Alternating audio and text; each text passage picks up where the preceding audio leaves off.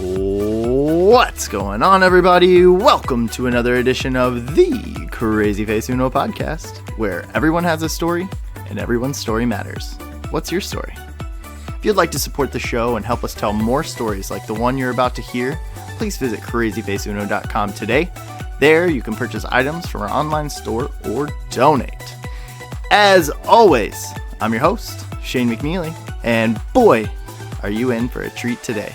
It's my honor and privilege to introduce our guest today from the old Invisible Children days, Madeline Kronenberg. Welcome, Madeline.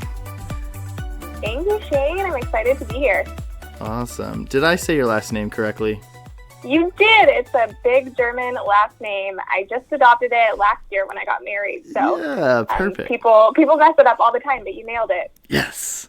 I've been getting I go through my little spiel when I get on the phone with you and kind of make sure we're all on the same page. And I usually ask, how do you say your name? And I was like looking at your name and trying to make sure I had it right. And I didn't ask you. So I'm glad I got it right. Oh, good. Yeah, MacDonald is my maiden name, which right. is much easier. Everywhere you go in the world, people know it. Yeah. So, yeah. Perfect. Well, you kind of spoke to it. You're recently married, newly married. I know that I got married around the same time, or generally. I'm about a year as well, as July. Oh, shoot. Maybe I shouldn't open this door. July 6th, I believe, was when we got married, my wife and I. But, nice. Yeah. So that's amazing. I was August 11th, so just about a month after you. Yeah. Right around that same time. Nice. Well, why don't I'll let you kind of fill us in on what you're up to these days. I did mention, we worked at Invisible Children together. You were a roadie and one of the people that traveled around and presented and showed the documentary. And I've had many guests from Invisible Children on here. So most of the people that are tuning in are familiar, but that's how we met. But what are you up to these days? What is your current employment? What are you doing for employment now? Yeah, so I'm still in the nonprofit realm. I work these days for a foundation, an anti-trafficking foundation called Dressember. And it's an anti-trafficking foundation that utilizes fashion and creativity as a way to raise funds and awareness that then give back to different anti-trafficking initiatives around the world. Yeah, and you're like right in the heart of everything. Like the pinnacle of the season for you is right now, and I really do appreciate you taking the time out of your day to join us. And I'm happy to be able to be a little bit of a voice here and kind of give you a platform to talk about Dressember. So, how did this all come about? How did you start working for or being a part of the foundation? And where did that all come from? Yeah, so it's funny. After Invisible Children, I was still in college at the time. So I went back and I graduated from college. And like a lot of people, had no idea what I wanted to do after I graduated. And so I just started to travel. And I traveled for about 3 years. I lived on 2 different continents during that time, in Southeast Asia and then also in Denmark.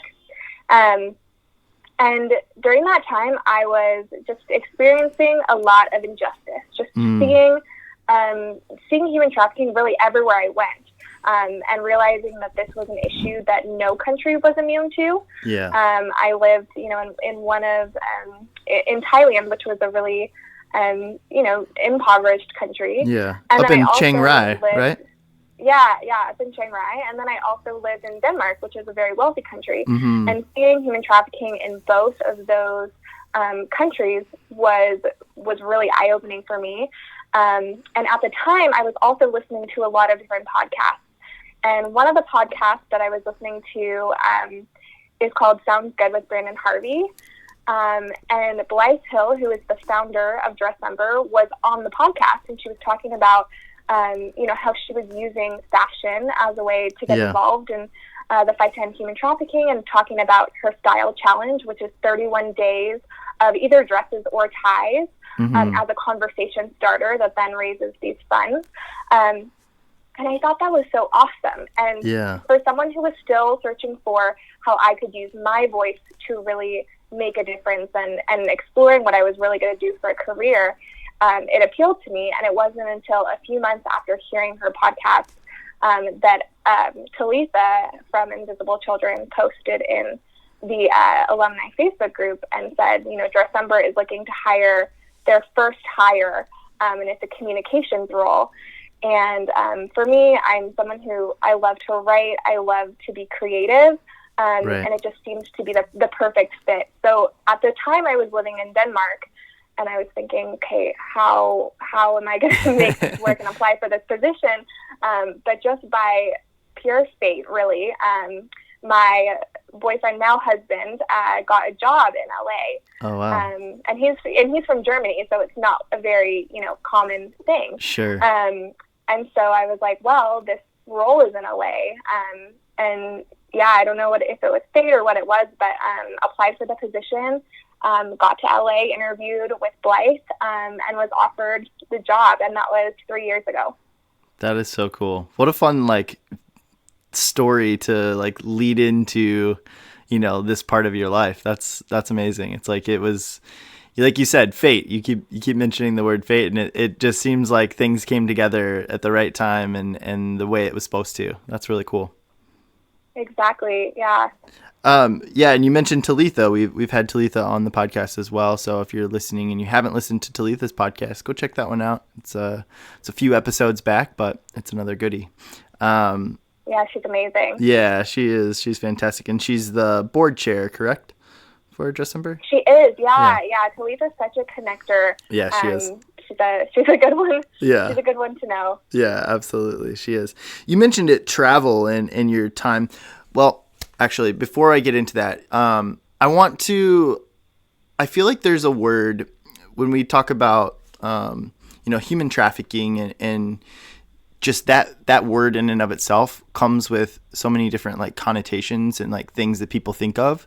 And could you help paint that picture for what these types of injustices, what these sex trafficking and what trafficking in general kind of means to you and what, I guess, kind of define that and help paint that picture of what we're really talking about? Yeah. Actually, I just posted on my Instagram today about this because I feel like when people hear the word human trafficking, there's one thing that comes to their mind. And there's many different forms of human trafficking. So one that we often hear about is sex trafficking, which is someone who is forced to perform commercial sex acts. But there's also child soldier trafficking, which you and I know well with our time in Invisible Children, people who are forced to fight in wars. There's also forced labor trafficking, people who are forced to work in other sectors. There's debt bondage, people who are forced to pay back an impossible debt and therefore are exploited for their labor. So it takes many different forms. And the way that I think about it is it's basically exploiting someone for profit. So anytime that the actual definition is whenever force, fraud, or coercion are present in a situation where somebody is being forced to do something against their will. Okay. So that really expands it. It's not just sex trafficking. It's not just this forced labor trafficking. It can also be child marriage or forced marriage is also included in that. So it equates to about 40 million people in the world today who are in human trafficking situations. Wow, that's incredible. Yeah, I feel like, you hear the word, human trafficking or, these things a lot, and it's just hard to understand. I think that some people have a different connotation, and so I really appreciate you kind of defining that and allowing us to understand exactly what that word means and what this situation is that you guys are a part of and helping, solve or eradicate, I guess, in some ways, or bring awareness to. I think it's just important to kind of understand exactly what that means. Yeah, totally. And there are so many myths surrounding it. There's a lot of misconceptions out there. Yeah. And that is the beauty of the 31-day style challenge, is that we're able to break up this really heavy, complex, nuanced issue into 31 smaller, more digestible pieces, so that by the end of this month, people who are following us and reading what we're posting, they're able to get a really clear view of what human trafficking is and how they're able to be a part of helping end it. That's awesome. And it's such a simple thing, you know? I mean, it doesn't take much to either, even if you don't have a tie or a dress shirt, you know, or whatever, like, or a dress, like, there's so many ways that you can go about getting one. You know, there's thrift stores, there's different ways that are economically available for people, and it's just such a simple way of bringing awareness to an issue that's important and that we need to talk more about and help in whatever way we can. And I love the simplicity of it, and yet how loud and the way that it brings awareness to this situation. Yeah. And you were talking about, you know, going to a thrift store, and part of what we do at Dressember is we raise awareness about ethical fashion, because a lot of people don't realize that the fashion industry is a huge perpetrator of forced labor and human rights abuses. And so we have a dress collection that we make every year in partnership with a sewing center in Nepal that employs survivors of human trafficking. That's so cool. And then we also encourage people, like, go to secondhand stores, go to thrift stores to get your dresses and your ties. You know, don't shop at these fast fashion brands, these like major brands like, you know, Forever 21, which we've just seen gone bankrupt. And really a huge reason why that is because the world is starting to become aware of the people who are making our clothing. And so another aspect of our campaign is educating people on, you know, how your consumer dollar can be used for good and should be used to purchase products that were made with dignity. That's great. That's awesome. For people that maybe people didn't know that, you know, the fashion industry has, you know, been a part of this this problem, I guess. And what's that kind of look like? Could you paint that picture for us as well? Yeah, definitely. I mean, if you go to stores these days, you'll see that clothing is cheaper than it's ever been. I mean, you can find T-shirts in main department stores for $5, sweatshirts for $10, and the cost of these materials hasn't gone down. And everything else has gotten more expensive. So when you start to think about that, you can start to realize, oh, there's somebody's paying this price so that these clothes can be so cheap. And the people who are paying that price is garment workers. And there was just a few years back, there was a really tough news story that came out. There was this garment center in Dhaka that fell. It was called Rana Plaza, and thousands of garment workers died. Wow. And one of the reasons that this happened was because they were working in unsafe working conditions. And there was knowledge that these buildings were not like built for all these people, that they were just trying to produce enough to feed our consumption. And it was a huge wake-up call to a lot of people that we don't really know where our clothes are coming from. Honestly, a lot of brands don't even know where all their clothes are coming from, because there's such a journey that our clothes take in order to get to the stores that we shop at. And then another thing is we used to have 4 seasons of clothing, right? So it was in the summer you go and you buy summer clothes, and in the fall you go and you buy fall clothes. But now we're seeing these micro seasons where in the fall alone, seasons can change up to 10 times. And what happens when we're producing that many clothes is that clothing becomes really cheap and disposable. So I'm sure many of us have had, a piece of clothing that we can only wear a few times, and then it's just so cheap that we either throw it away or we don't wear it again. And we just keep consuming.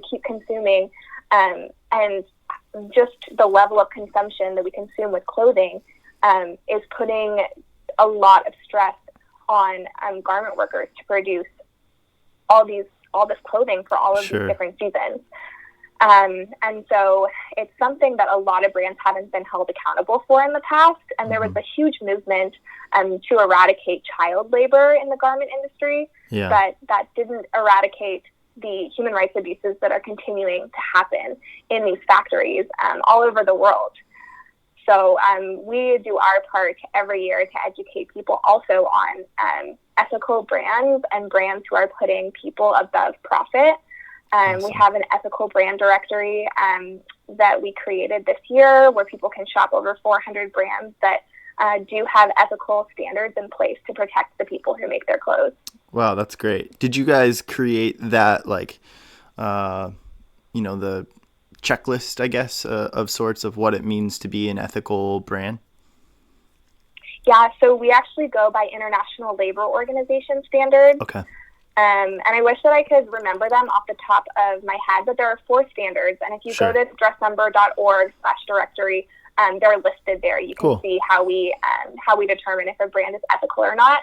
And a lot of brands are switching directions and going in that direction of, kind of showing their ethics and sustainability because more people are tuned into it, which is really cool. That's awesome. Is that the main push in some ways? Is like, I know it's a complex issue, right? There's so many, like many things, there's just multifaceted. Are there issues with, like, it's the inhumane ways that people are forced into these different factories or these different working conditions, correct? So it's not so much that, it's a job, it's just that they don't have another option. Is that more the case? Yeah, I mean, when we see people go into human trafficking situations, forced labor situations, it all has to do with vulnerability. Okay. People who are in desperate circumstances, and so they're easily manipulated. And we see that in countries where factories are some of the main jobs, people don't have a choice. Yeah. And so I feel like as a consumer, it's my responsibility to make sure that we're holding brands accountable, not to shut down these factories, but to make sure that these factories are treating these workers right, because they are vulnerable to abuse. They're vulnerable to not receiving the pay that they deserve. And they are human beings that are worthy of dignity. And if I'm paying for a shirt that's $10, they say that garment workers typically receive about 1 to 3% of that. So thinking about how much it takes to make a garment, and how little they're receiving for each piece that they create, we have to do better. And I think that with Dressember, that wasn't on our radar in the very beginning. When Blythe started this, she wasn't thinking about how clothing was a part of human trafficking. Sure. And when she found that disconnect, she started to think, like, okay, it's kind of hypocritical if we're telling people, hey, wear all these dresses and all these ties for this 1 month, when the clothing could have been made by people who are in human trafficking situations. So it has become kind of an arm of Dressember that we are able to educate and bring awareness about.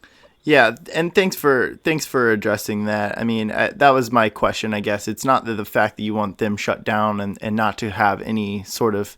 It is a job for some people. It's just that you want the people to be treated fairly, to be paid appropriately, and to be treated like a human being, like you said. And I think that's awesome. Yeah. That's really great. Thanks. So as we kind of shift gears here, I wrote down, and you kind of touched on it with, your ability to travel quite a bit. And that was one of the things that I remember seeing, pictures on social media, some of your different travels and the places you got to see and the places you got to go. What started that? What was that path like for you of kind of going down the travel road and exploring these different places? Yeah.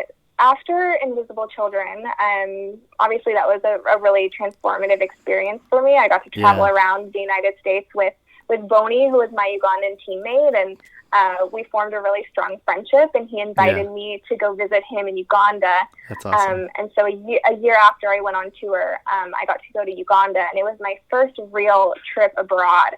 And I remember landing in Uganda and immediately feeling like, oh my goodness, I have so much to learn. I have so much to learn that I can't learn in a classroom, that I just need to go out and explore. And I was able to spend a month in Uganda and Rwanda, and it was just life-changing. Honestly, I learned so much from that trip, just by observing different cultures and seeing how different people do life. And so after I graduated, it's a funny story, but I got in a car accident. And so I had some money from this car accident that I was in, from the settlement. My parents told me, if you want to travel, like, this is the time to do it before you have a job, before you have all this responsibility.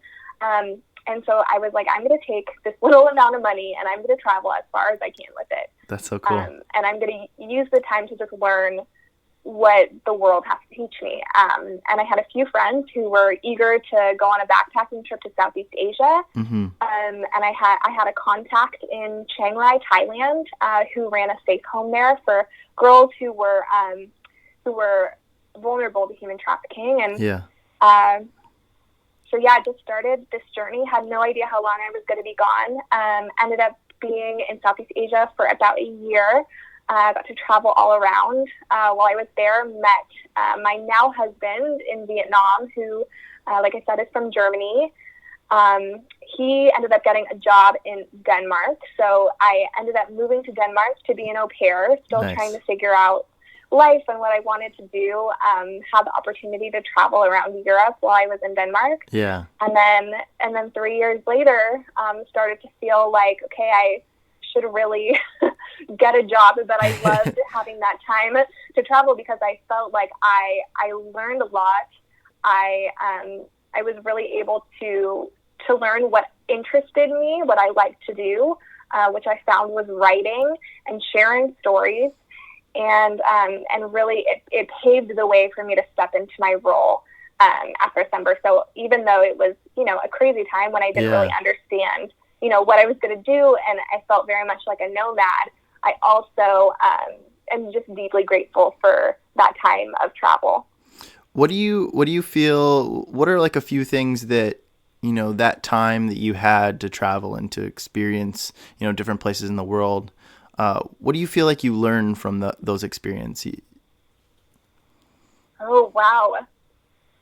There are so many things. I mean, I think just kind of like what I said before, learning that there's more than one way to live your life. And when we're raised in, American society, we think that there's one path that we should take.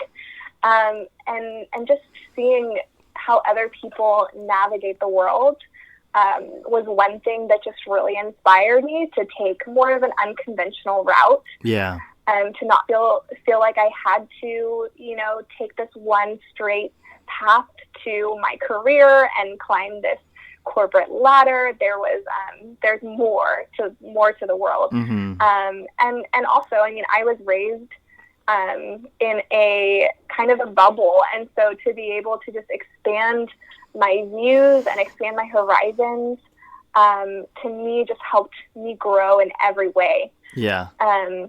And then just leading back to the human rights thing, realizing that in many parts of the world, women especially are still vulnerable to abuse, still vulnerable to exploitation. And seeing some of those abuses firsthand was definitely life-changing for me.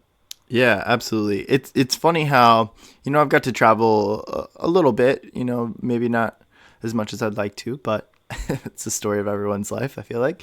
But yeah, like when you get to experience other cultures, and just when you get to know other people and the way they start to live, the way they live their lives and the way we live our lives, there's something about, learning about other cultures and experiencing it for yourself and seeing, like you said, how other people live that is it bonds us together. It like unites us. It like shakes something up inside of us. And you hear it all the time, of people going to, a place that's out of their comfort zone or out of their like norm of, whether it's our Western society or whatever that is. And it opens your eyes to new things and new ideas and new experiences. And that's honestly, it's in some ways what I'm trying to do here with CrazyFaceUno is the ability to share stories, to share that there are multiple ways to get to where you are in life, and there isn't a right way or a wrong way. It's just that's life, and bridging that gap, and I think it's really cool. I love traveling. I love learning about new people and new places and new things and the way people do things and the things that they value, the things that are important, the things that are just necessary, and the things that aren't in so many ways. And travel is a great way to open your eyes to those things. Yeah. And I think really what you find when you travel is how privileged you are, which can be unsettling when you realize, a lot of people didn't have the upbringing that I had, and it was strictly because of where they were born. Right. And kind of trying to figure out what to do with your privilege is really what I see a lot of people take away when they travel. Yeah, it really is mind-boggling when you start to think about it through that lens, that I have the privileges, I have the life that I'm living right now because I the luck of the draw. I was born where I was born, in the family that I was born into, and under these circumstances, and that's why I have what I have. And it can shake you up, and I think it should, and to kind of reflect and to think about how you live your life and the way that you do live your life. And we should be intentional about that, and intentional about the ways that we interact with the world, and just like you're doing with Dressember, and thinking about the way, we buy products and consume, things, and how it affects other people. Yeah. What are there any memories or thoughts or things that come to mind when you think back on that time that you were able to travel and explore? Anything that sticks out? Oh, man. I mean, there are definitely many. In regards to just my awareness growing with human trafficking, when I was living in Chiang Rai, Thailand, the home that I was living in, they were helping a population of people who live essentially on the border of Burma and Thailand. Yeah. And these people aren't Burmese, but they're also not Thai. They're literally nomads. They don't have citizenship to either, which makes them very vulnerable because it limits the jobs that they're able to go into. So a lot of times, the only jobs available to them are drug trafficking or sex trafficking. And like I was talking about before, you see these communities of vulnerability are at high risk of sex trafficking. And one little girl I learned was nearly sold to an older man for 30 baht, which is less than a single US dollar. Yeah, that's And that was, and I'd heard about sex trafficking and I had seen it, but to just hear how little money this little girl was going to lose her innocence for that little amount of money was so unsettling to me that I just kept thinking there is nothing worse than that. And it wasn't that her parents who were going to sell her for this amount were evil. It was vulnerability. It was desperation.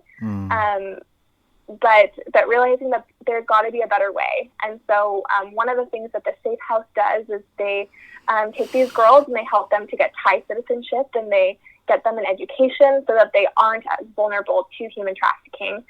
And so it was cool to see how something like education can really transform how vulnerable somebody is, and decrease their vulnerability so that they don't have to find themselves in that situation, and they can reverse that completely for their family who, might have experienced multi-generational human trafficking. Yeah, man, that's crazy. So my wife and I, we went on our honeymoon to Thailand actually, and so like 30 baht, like I think about that and I'm like, man, that's like you could buy so much for 300 baht, like yeah, and you could, I don't know, that's crazy that's like the price.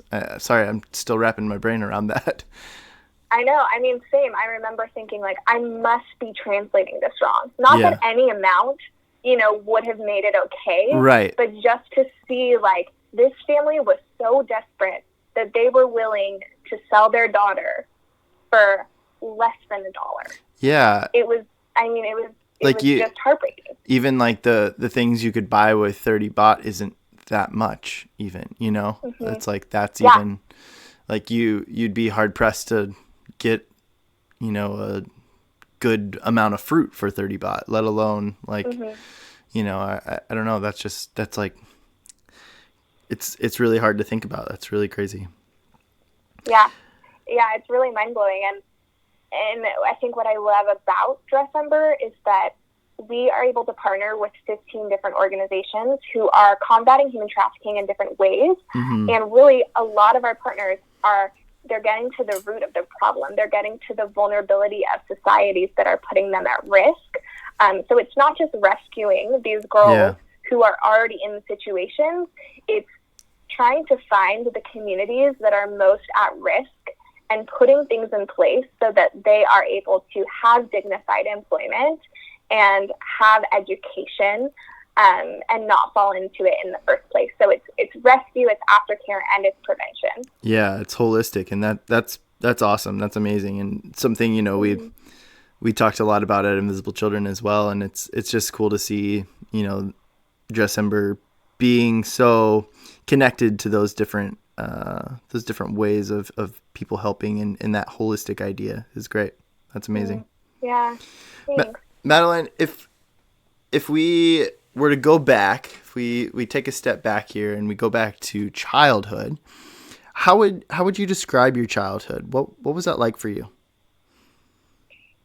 Yeah, I had a great childhood. I grew up pretty middle class in a suburb right outside of Seattle, Washington.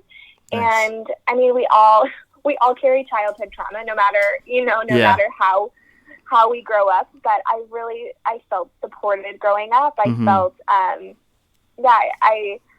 definitely was not exposed to a lot of injustice as a child. And I think that's why seeing Invisible Children when I was, in high school was so shocking to me, because I really didn't know that things like this existed. Yeah. So my childhood was pretty good all around. That's amazing. That's great. And it's funny because I asked that question and I feel like I get a similar response. Most people say what you just said or something along those lines. And the other part that always goes with that is like, well, I just didn't know any different, like I didn't know any different at that time. Like that's just the way my life was, whether you had siblings or you're an only child, it was like, well, that was just the way it was. And which is funny, and I've thought about that as well. Like I don't know any different either, like my childhood was great as well. And but I love that. I love that that you had that experience, I guess, of just kind of growing up. And as you got older, even as you're talking about learning about Invisible Children in high school, what kind of were there things along the way that kind of led you into this like empathy, this empathetic heart I feel like that you have now, and like working for Dressember and caring about the world around you? Were there things that inspired that? That's a great question. I think I remember one time my brother was going through something really hard, and I remember feeling really sad with him. And I was young, and I remember like telling my mom, like, it makes me really sad that he's really sad. Yeah. And my mom telling me, oh, like, you have the gift of empathy. Like, you can feel things, like, with other people. Yeah. And I remember her telling me, like, it's such a great thing, but it's also a hard thing. Yeah. Yes. And I feel like, you know, when I was living in the house with all the roadies on Invisible Children, there was so much empathy in that room. Oh, my goodness. And there was a lot of people. Yeah. I mean, talk about people who just feel a lot. And I think I struggled with that a lot in my childhood, was just navigating how I felt with other people, and feeling like I had a lot of emotions. Yeah. Yeah. Likewise. Yeah, likewise. I feel like I've started to explore that as I've gotten a little older as well, of like almost a sense of like what's the appropriate, like it's understanding empathy and empathizing with people, but then knowing what to do with that feeling, you know? Exactly. Because a lot of times you carry the emotions of other people with you. Yeah. And if you don't know how to navigate it, and you don't have other outlets, it can be really tough to know what to do with it. Yeah, absolutely. Absolutely. What were some of your interests growing up when you were a child? I was a big volleyball player.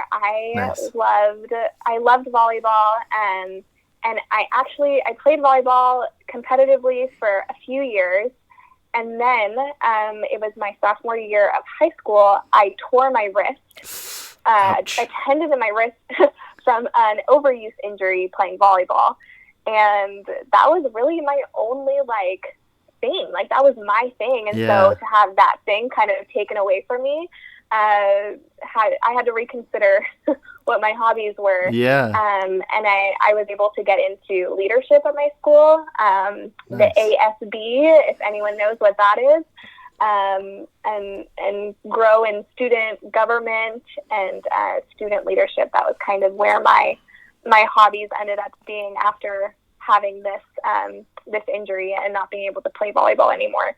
Nice. That sounds painful. One. That sounds like a painful thing. Yeah, sports were a big thing for me growing up as well. I like, they still are a big thing to me, and I was lucky enough that I never injured myself like that, and I was able to continue to play those sports and those athletics that I enjoyed. I don't know what I would do if I was in that situation. I can't imagine having to be now what do I do, you know?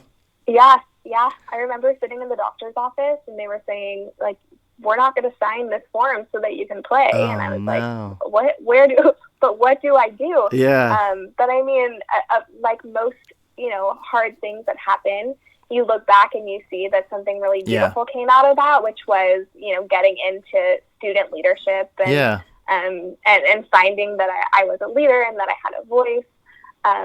Was something I would have never really had I continued playing volleyball. So it's so true. It was a blessing in disguise. Hindsight's always 20/20, and it's crazy. What did you say you wanted to be when you grew up? Oh, I was on a nonprofit panel a few weeks ago, and everyone was asked this question on the panel. Really? And everyone had amazing answers. They were like, I want to be a lawyer, or I wanted to work in human rights. And I was like, I wanted to be a wedding planner. See, I think yours is better, personally. So, to be fair, you can poo-poo your own, but I think yours is better than the lawyer, whatever, wedding planner. I also wanted to be did you really want to be a lawyer? Yeah, right. When you were 7 years old. But yeah, I loved party planning, and thought, wedding planning is so fun. And then I planned my own wedding. Yeah, and I was gonna ask that next. I was this was enough. Yeah. I working at Invisible Children, we put events on all the time, and logistics and events they're my thing. I enjoy it. I love it. And, but your own wedding is a whole nother ball game. And yeah, there's something about weddings. It's like a whole different other type of event. Yeah. And yeah, so who knows? Maybe someday in life I will still be a wedding planner, but but those are my childhood ambitions. I love it. That's so awesome. I love that question because, you know, I was just talking to somebody the other day, Saul. I think it was Saul Malone. Do you remember Saul? Oh yeah. And I know Saul. He was a roadie with me. Yeah. I thought he might have been once I realized it was him. And he said he wanted to be a dump truck driver, you know, growing up. And I'm like, yeah, see, like I love that. Like those are the good ones. Those are the good like things that you're like, you had no idea when you were a kid. You didn't know what you wanted to be. You just like saw something that was like something you liked and thought was cool, and you were like, yeah, I want to be that. And I love that. I think it's really, really interesting. That is hilarious. What kind of student were you? It sounds like you were a pretty good student. Yeah, I was a pretty good student. I really enjoyed school. I was so sad when I graduated from college because I really enjoyed education. I really loved it. And I actually am thinking in the future that I still want to pursue more education because I miss it. Yeah.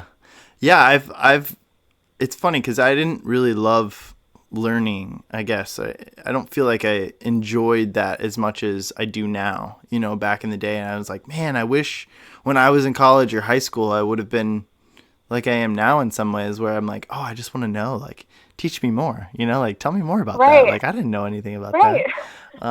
Like all those years of free schooling where you just take it for granted. And all of a sudden, if you want to go back to school, it's super expensive. I know, it is. I'm like, can I just like sit in on a class? Like, I don't want to do any of the homework. I just want to learn, you know, like. Yeah.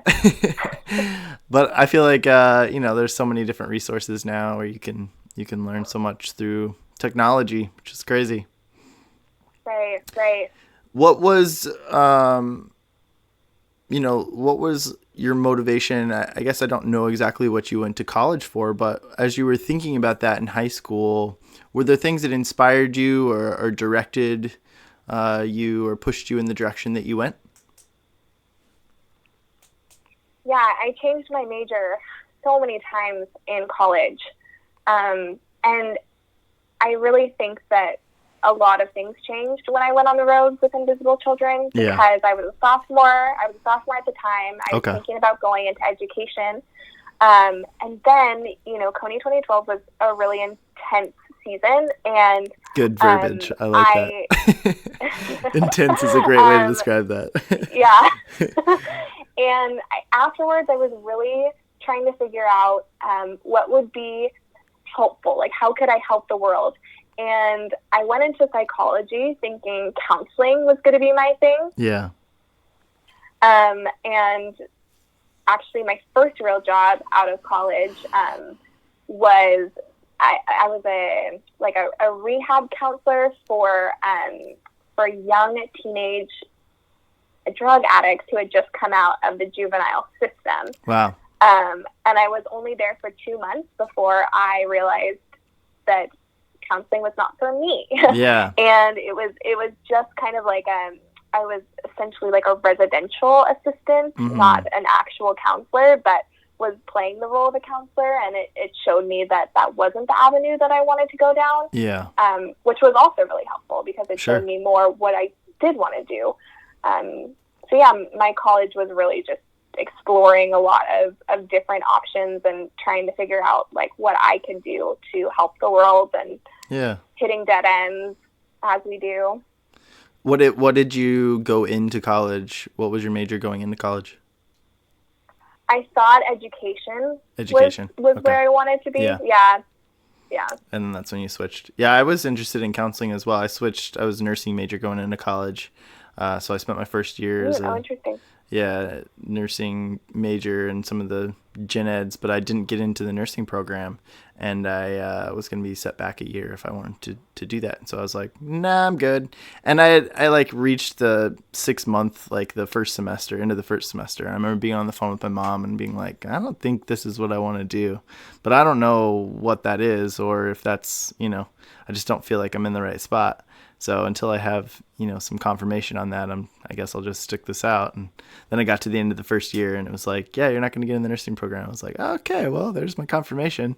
And yeah, I was interested in counseling as well, which is interesting. And I never pursued that. But yeah, that was an interest of mine when I went for youth ministry. Adolescent studies and youth ministry was my major. And I was thinking about going the psychology route, or I went to a small, liberal arts Christian college. And I was like, well, I want to learn more about Christianity and my, and faith and whatever. So we'll go that direction. And the rest is history. I don't have anything to do with that anymore. So it's a degree that I get to hold on to and say, like, look at me, I have a degree. Yeah, I mean, a degree is a degree. And yeah. What school did you go to? Bethel College. It's now Bethel University in Indiana, northern Indiana. Oh, yeah. Very cool. I went to a small private Christian liberal arts as well. Okay. What was yours called? So it was called Lee University in Cleveland, Tennessee, so East Tennessee. Okay. Yeah. I feel like, so I played soccer there. I was on our JV team, but on our second string there. But I feel like you guys may have had a decent soccer program. That sounds familiar. We had a really good soccer program. All right, see? Yeah, it's one of the things we were known for. Yeah, I had a feeling that was the case because that sounds really familiar. That's funny. Yeah, absolutely. Did you have mentors or, people that you looked up to, high school, college, that kind of helped direct you or helped you along the way? Yeah, I would say that I was looking for mentors. Yeah. All throughout college, and I was a part of a really cool club of girls who we were kind of like a fake sorority. Like we couldn't be a real, like we weren't like an actual sorority, but we had these great clubs at my school, and my great club was full of just amazing, compassionate women. And when I first got in, I was just a freshman, and I remember all of these older members were such incredible mentors to me, and just being able to see how they left the club and see what they ended up doing with their lives. A lot of them did go into nonprofit work and are in counseling and doing all these really amazing things. So that was definitely a really great opportunity for me to just to seek advice and to really learn how to like embrace who I was. And I would say I'm still looking for mentorship even now.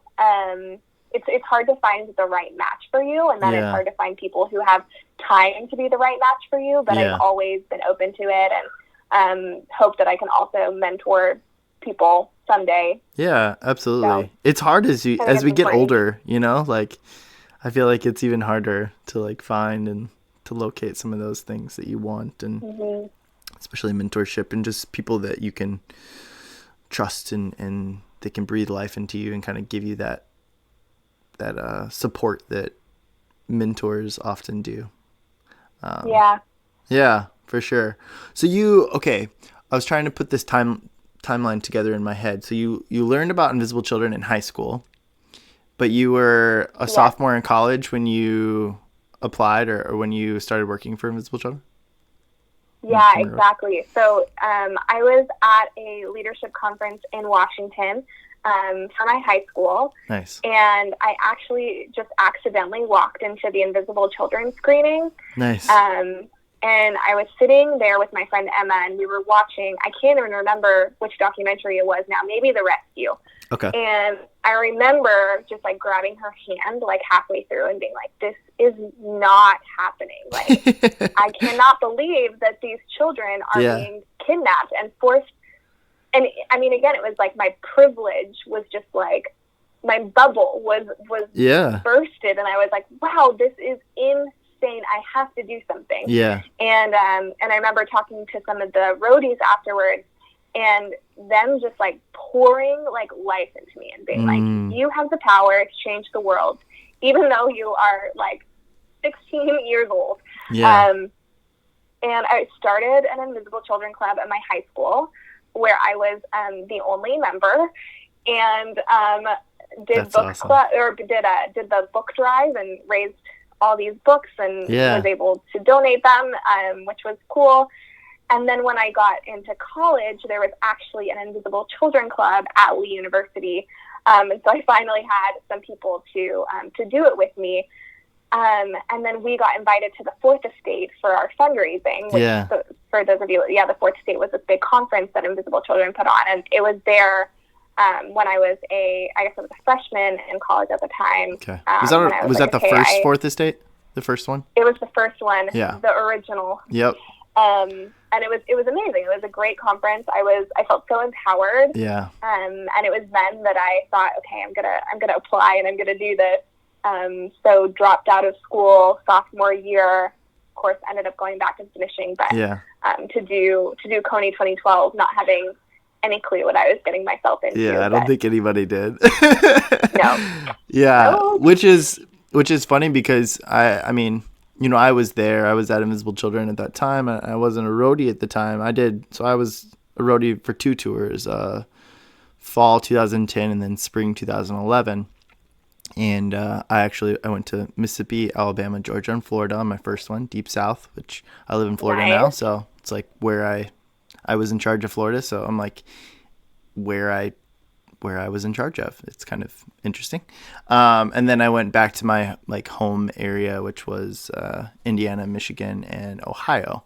The Great Lakes was my second tour. Oh, yep.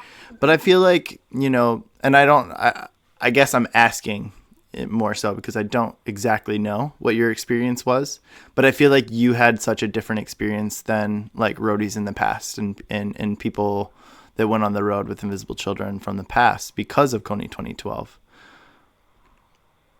Do you feel that way, or do you does that make sense at all to you? Yeah, so I was on Team Tri-State. I was on Gabby and Brian's team, who I know have both been on the podcast. Yeah. And we had a really interesting tour and experience because we were in New York City, which is like not a great place to be when you're in the middle of a really controversial campaign. And so we experienced a lot of adversity, which I was not expecting in the slightest. Yeah. And we were receiving hate notes on our van, and people were vandalizing our van. Yeah. I forgot that you were in Tri-State. Yeah. So, and I had never really even been to the East Coast before, and so it was just, you know, shocking to see people being so against what I felt like was such a good thing. Yeah. But it was also really really revitalizing for me, because in the face of adversity, that's really where you find your voice. And so I felt like I was really able to overcome in that tour, and I was really proud of our whole roadie group, because we were one of, I think, the only roadie groups where nobody went home. I think you were. We stayed throughout the entire tour, and getting to come back and unite with everyone after a really, you know, tough time on the road, and realizing like we all made it. Yeah. And, you know, there was so much impact that Coney 2012 had, even though, you know, it was overshadowed by a lot of different things. Seeing the programs that we were able to help fund was really incredible, and made it, you know, all worth it. Yeah. Yeah, totally. Yeah, it's insane. That time of my time of Invincible Children, that part of the whole process of that story is just mind-boggling. I don't know if I've ever really fully unpacked all of that. It's so interesting to think about, and just how much of a blur sometimes it is, you know. There's just like little like bits and pieces that I remember, and it was such a hard time and difficult time, but we all came together and we all pushed through, and to be face to face with people that just don't understand like what you're doing, you know, to go from 1 minute being so loved and cherished and everybody wanting to be a part. And, you know, I mean, for the most part, it was just like everybody loved Invisible Children, to then being this like this evil. Yeah, People just thought we were evil. The backlash of like, really, like you turned on us that fast, like, but and then to have, and I think you get this because it's something that we believed in so strongly, you know, and really still do. I mean, nothing's really changed in my belief. It's only strengthened since that experience, to be completely honest. I just, it was so jarring. It was trauma in so many different ways. I know that's a little dramatic maybe, but I'd really truly believe that it was something like being almost a identity crisis of, you know, like what you were doing there. You're like, wait, what? Like, what do you mean? Like, this is something I've poured my blood, sweat, and tears into, you know? And like, now you're telling me I'm wrong and I'm the worst thing that's ever, you know, like in the world. Like you just spit in my face, you know? And it was really difficult. It was really hard. I don't know that I've ever really gotten over that. I think I still hold on to a little bit of that sometimes. Yeah, I mean, I think we all do. It was a really intense season, and like, it's funny that you say, like, it was like people were spitting in your face, because I went to a middle school and a student came up and spit in my face. And I remember thinking, like, what happened? Like, how did this turn so quickly? But I was also living with someone who had experienced the war firsthand and having to explain to, like, classrooms and churches that, like, this is a real issue that's going on. And people would bring up printed articles saying, like, this is not a real issue. Like, here's an article that says it's not. Yeah. When, like, the person next to me is someone who, you know, that was his childhood. Yeah. And so, I still face a little bit of fear with Dressember, just like one day it becoming too big to where we can't handle it. And I think we all do carry a little bit of that trauma with us, for sure.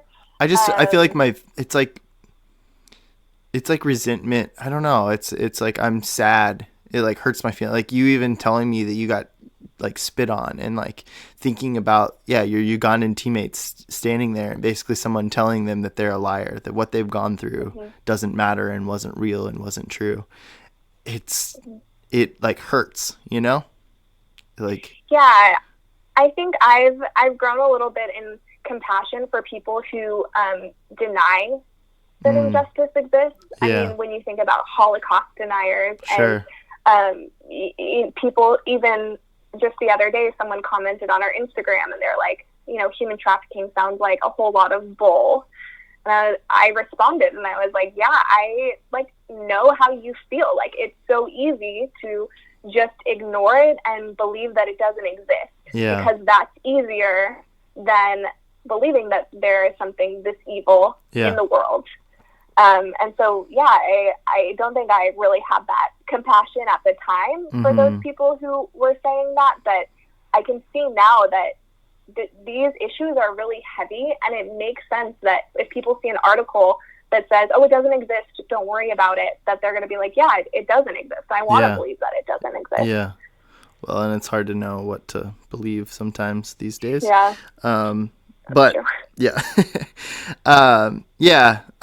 we can move on from going to 2012 and we can talk about that all day long. It just like it still hurts, and I know that I haven't really dealt with that, and you know I still have some of that I residual of those hurts and pains that I haven't really worked through. But what a good time, and I mean, thank you for standing up for what you believed in and continuing to do so. You know, I think that it's important, and there's so many things that you can stand behind and rally for or against these days. And I don't know. I'm really proud of everything that we did and the things that we accomplished in the face of adversity at Invisible Children during that time, and what Invisible Children's doing now, and just what people like you, Madeline, that are, continuing to take on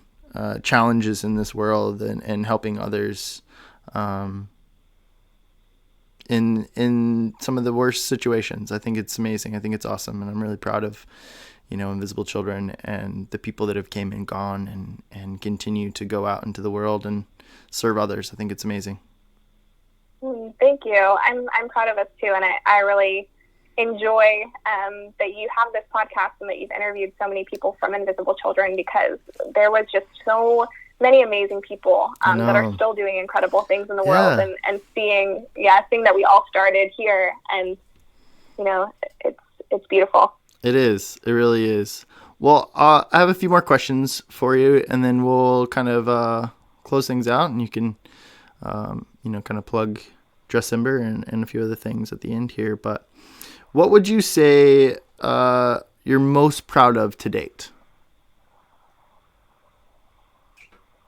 I would say that in every season of my life, I feel like I have done something, even when I didn't have money, even when I didn't have time. I've struggled with a lot of anxiety, and one of the things that anxiety tells me is like what you do doesn't matter.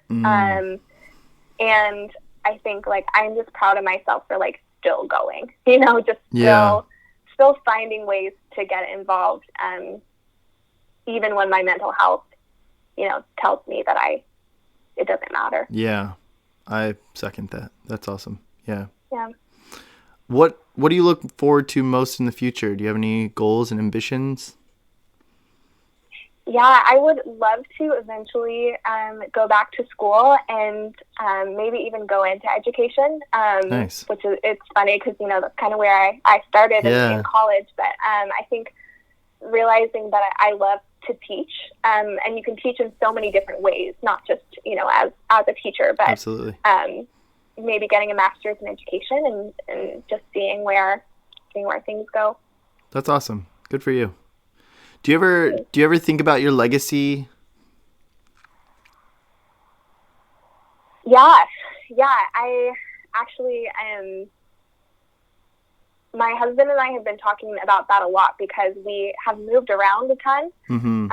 Like every 2 years, we've made a big move. We just moved from LA to San Francisco, which is not as far as our first move, which was Denmark to LA. But we're good, realizing that's enough. we're realizing that like when we move, we're moving away from these relationships that we've built. And typically we've moved for careers, and kind of starting to realize that it's not your careers that we necessarily want to be remembered for. It's the relationships that we have and like who we are to our friends, and trying to figure out how in this season that we can, that we're away from our friends and family, that we can still pour into our friendships and our relationships, because I think at the end of the day, that's what you are remembered for. Yeah. Not necessarily, how much money you were able to raise or, what you did for the world. It's like what you did for the people in your life that you love. I love it. That's beautiful, man. So good. I need to I love. What did you say? You said it's not your career, but it's like the people that you, like the way you impacted people. I don't know how you said it, but it was so beautiful. It was so perfect. And I'm going to have to go back and listen to this one and write that down. I think that's so beautiful. Last question. Looking back, what advice would you tell little Madeline? Oh, man. I think that I would tell little Madeline that it's okay to take the time that you need to find out what your passions really are. Because I think a lot of us, we're so desperate to find like our calling and our thing, that we're just like grasping for anything that can make us feel like we have purpose. And I don't think we give ourselves enough time. And I think that for me, really the catalyst in my life was traveling and was giving myself the time to explore my passion and my purpose. Mm-hmm. And I wish that I had known that when I was younger, that it's okay to take that time to figure that out. Good advice. Good advice. I love it. Madeline, thank you so much for coming on. How can people get involved with Dressember? It's not too late, everybody, if you're listening. How can people get involved with Dressember? Where can they learn more about Dressember and follow what you guys are doing?